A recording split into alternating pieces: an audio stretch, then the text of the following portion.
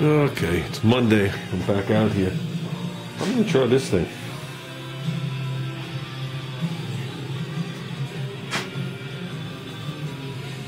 It's actually a very nice piece, made in Spain.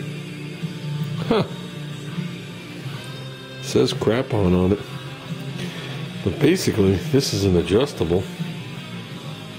A nice, precise adjustable, too. It's a crow's foot.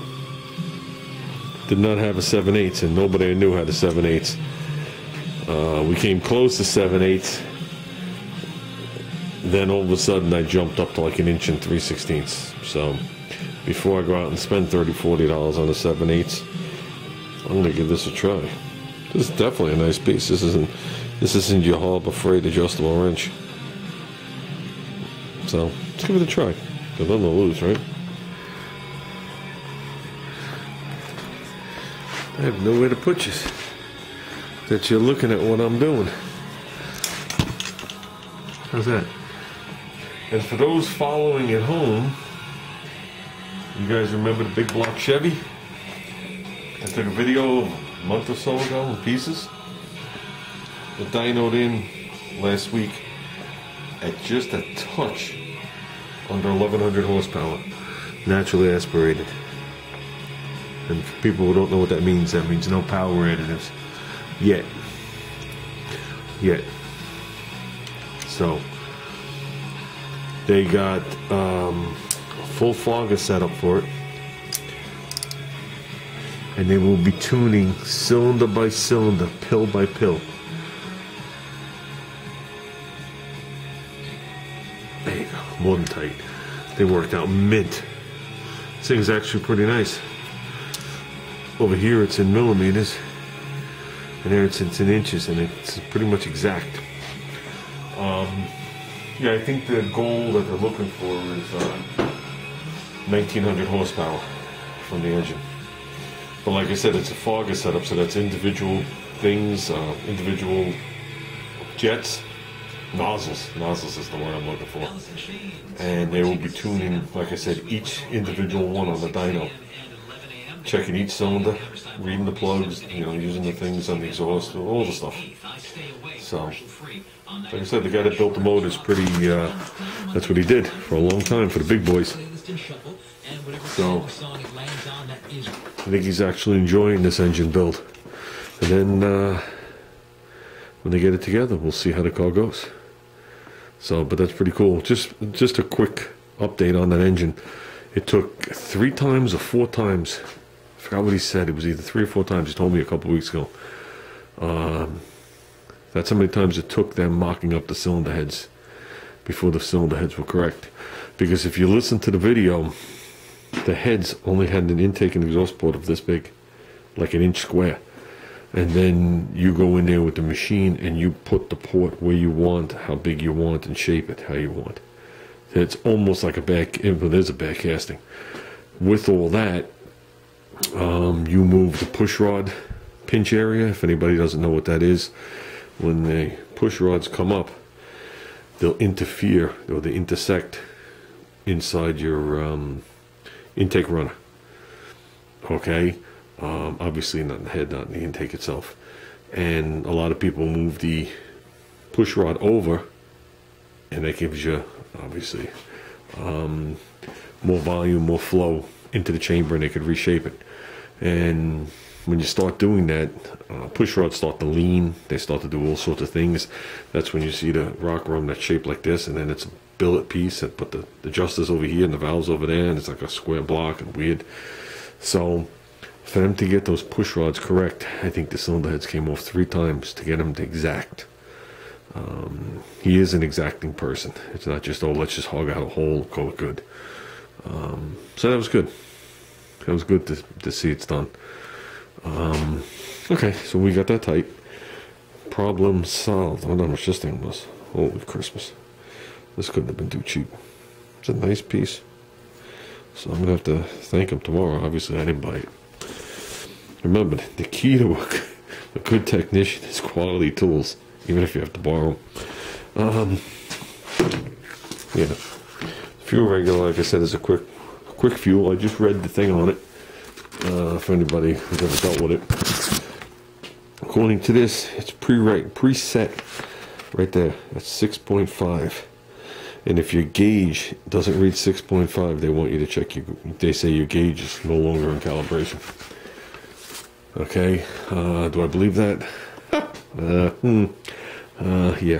Yeah, that's like when I bought the clutch for the AMX, and I had no clutch pedal. When I was done, I didn't get enough adjustment out of it for it to release. And when it was all said and done, I came to the conclusion that mine's a 3-finger type, that the fingers were too far in, and that's why I couldn't meet it. We didn't have different size throwout bearings, and I contacted the manufacturer and went on the tech line. You know, spoke to them personally, and I told them what my situation was. And of course, they have you checking 1,000 things, because that's their job. I'm sure 95% of the calls that come into our tech line are just a bunch of idiots. And that I will agree with. But I was talking highly technical with them, and I needed certain numbers, because I was using, actually the AMC technical service manual shows you how to adjust those fingers.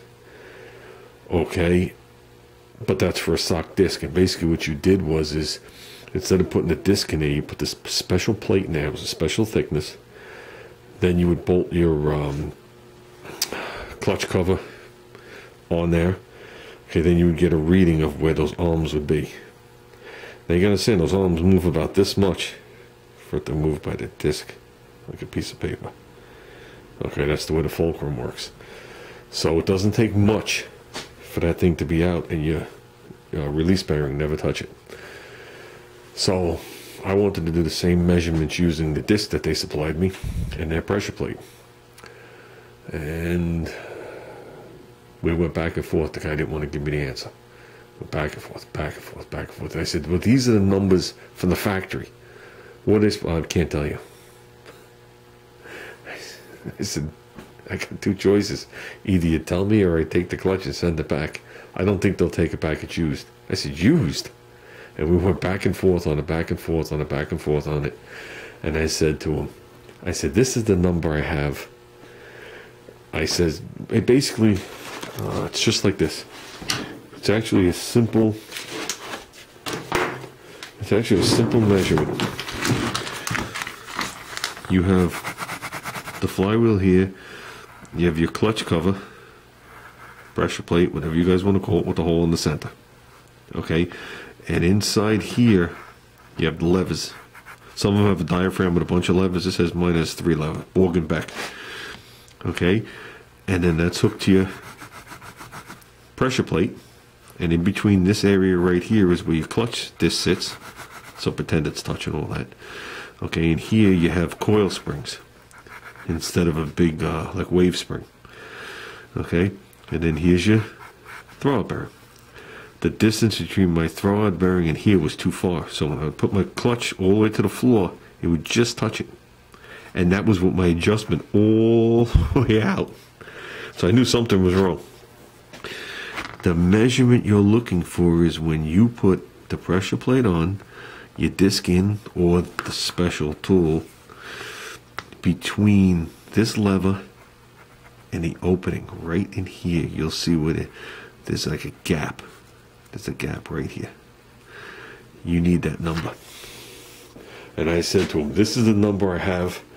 According to the AMC manual, it's supposed to be 1/4 of an inch. I says, that's not what I have. I forgot what I had. I think I had like 3/8 of an inch. It's off by like 1/8 of an inch.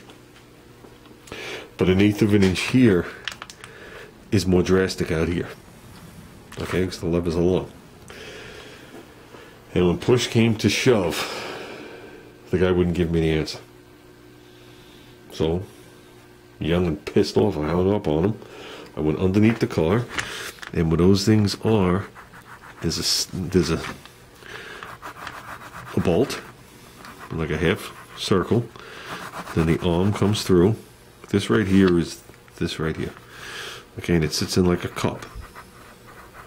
Okay, and this is what it pivots on. Your throwout bearing pushes here. Okay, and then this in return goes in that direction. and as it's going in that direction, it compresses the spring that's here, and it also pulls the pressure plate with it. Okay, so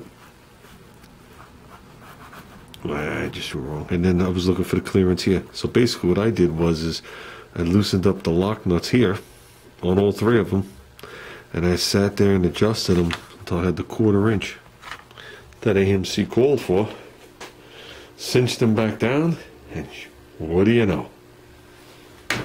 Good to go. That was like a, if I remember right, that was like a 40-minute ball-breaking conversation, and I got nowhere. So I'd never use that product again. Even when you're talking to somebody and they're giving you realistic, intelligent data, that should be enough for you to say to yourself, okay, this guy understands. He understands the principles. He understands what's going on. I should be able to give him this answer. The bottom line is I wanted to return the clutch. They wouldn't accept the clutch back. They told me they weren't going to accept it back. Okay, so this didn't all happen in one day. This happened like a week span. I turned around and bought another clutch.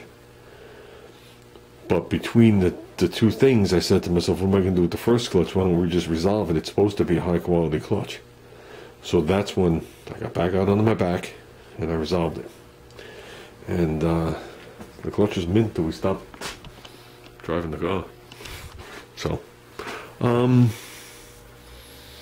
with that said, guys, okay, let's get back on this. I got the firing order.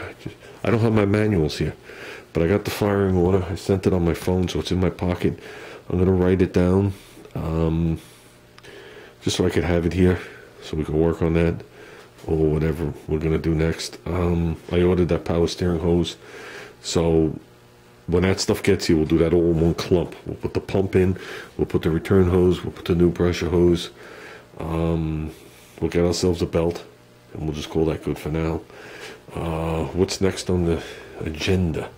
Well, tonight, I'm not going to conquer any new lines, but what I'm going to do is I did decide is I'm going to bring this brake line staggered to that one where the fuel line is, and I'm going to put a brake in it there also. So that's a front half and then a back half.